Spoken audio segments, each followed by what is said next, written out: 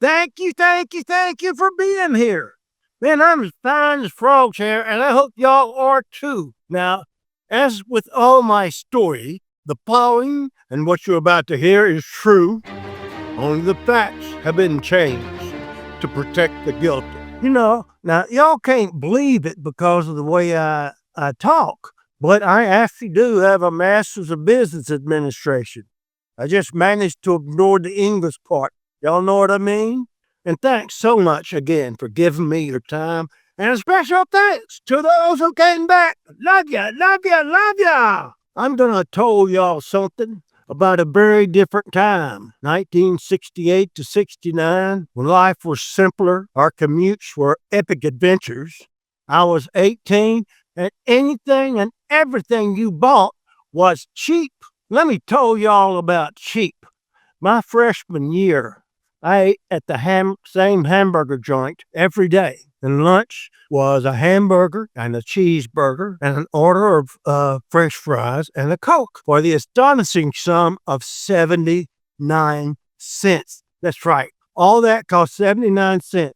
And sometimes, y'all know, the unexpected turned into unforgettable. Can't even talk. Unforgettable stories. This is the story of the famous Milk Lake. My alma mater, Lamar University, was known primarily as a commuter school. Most of us were locals from the Beaumont, Port Arthur, and Orange, Texas area, known collectively as the Golden Triangle. Yet our old Southeast Texas University also attracted a diverse mix of international students thanks to its excellent engineering, science, and business program. Now, back then, my life was split between the classroom and the daily grind of commuting. Now, to save money, I lived at the very house I grew up in Beaumont, Texas, with my folks. I figured 3 hots and a cot was a whole lot better than buying my own stuff every day. Well, every day began with trusty, familiar hum of my lovely old Ford Falcon. Now, what I drove in them days was a 1968 Ford Falcon. Not exactly a real head turning, but it was painted in a unique seafoam green. Now, I've never been big on green. This shade was different. It was light, pastel, and just simply beautiful. This car wasn't just a way to get from point to B, A to B, but if you all know anything about a Ford Falcon, it was my daily trip to adventure. Each morning, I'd climb up into my little Falcon, knowing that each drive held the promise of the unexpected. Kind of like the Twilight Zone, you know? Every drive to school in the morning, it would do, do, do, do, do, do, do,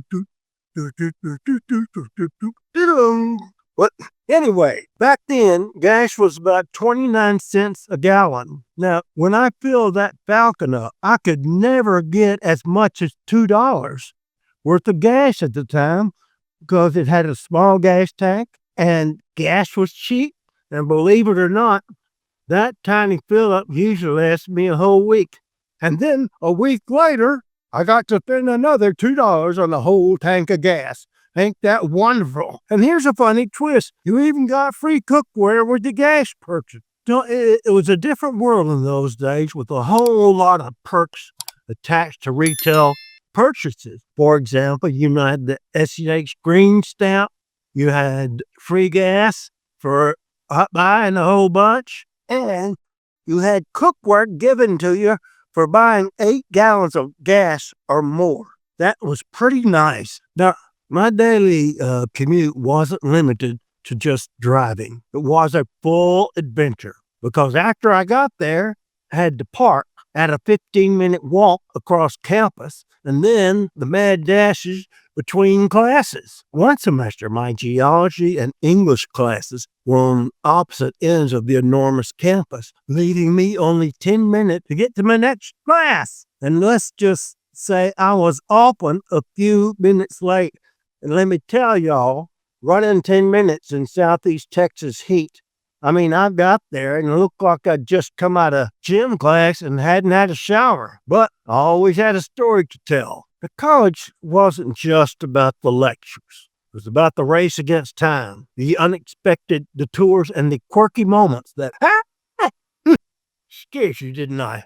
Made up and made every day kind of different. And on top of all that, I was an acting major and I was involved in rehearsals and practices for the theater events I was in as a freshman. Believe it or don't, I had 3 leading roles as a freshman, and I even got nominated for Best Supporting Actor. However, my good friend Tommy Kendrick won it, and I tell y'all what, if I wasn't going to get it, I couldn't be any happier for him.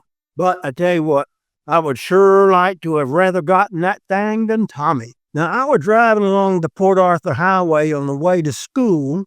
It's a major route to the refineries in Port Arthur when traffic suddenly ground to a halt, ground to a crawl. An 18-wheeler had jackknifed. I expected something like ammonia or gasoline or petroleum that was going to blow up. But he blocked one lane, forcing everybody to squeeze into the other lane. And this is a love song for you. I send my sinuses to Arizona. I send my liver to Peru. I send my lungs and my kidneys for the summer to Sydney. But I'm sending my heart to you. I'm sending my heart to you. Now, here's where it gets, I think, wild. The massive tractor trailer attached to that truck was carrying none other than liquid milk, not highly explosive like hydrogen, ammonia, or gasoline. And due to that highway's lower median, all that milk pooled into what I later called Milk Lake. Now, it wasn't just a little bitty teeny water spill. It was a veritable lake of milk, large enough to catch anybody's eye driving on a freeway at that time. And the best part, it became a spectacle that I will never forget. Now, here is what I saw. Shoulder to shoulder around the entire rim of that lake was every kind, size, and color of cat. You know, they must have had a cat internet or something, because every cat in the Golden Triangle seemed to know about that lake. And the impromptu milk pond was just, again, cats shoulder to shoulder, happily lapping up every drop they could reach. It was bizarre as it was hilarious. Now, I really don't know how they all found out about that milk, but they were there. You know, it's just hysterical. Now, y'all imagine a highway accident turned into a feline milk party. One of those moments that felt both surreal, ridiculous, and was perfectly timed. You know, when I look back at that incident, it wasn't just about a bill load of milk. You know how cats can sometimes hate one another? Well, it's kind of a reminder of if you all had a common goal, you put your dislike aside. So there were those cats, even if they hated their neighbor. They weren't going to start a fight because they might miss some milk. And for me, it was just a moment that broke the monotony. Spider on the wall. Ain't you got no sense at all? Can't you see that wall's been plastered? Get off that wall, you stupid spider.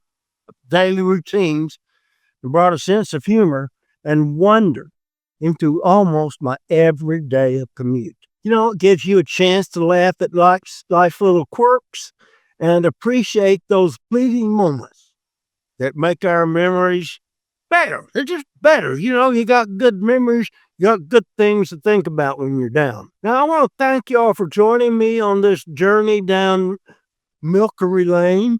You know, it was gone the next day, but the laughter and the wonder it sparked still live on. It's one of my children's and grandchildren's favorite stories. Now, if y'all liked this story and enjoyed it, first, please share it with your friends. And if you have an enemy, share it with them. If you don't like it, share it with them just to bug them. Y'all hit the like button, subscribe, and, you know, give us your own unexpected adventures in the moments below. Until next time, drink your milk before the cat does. Well, that's it. Thank you very much for listening, and I will see y'all next week.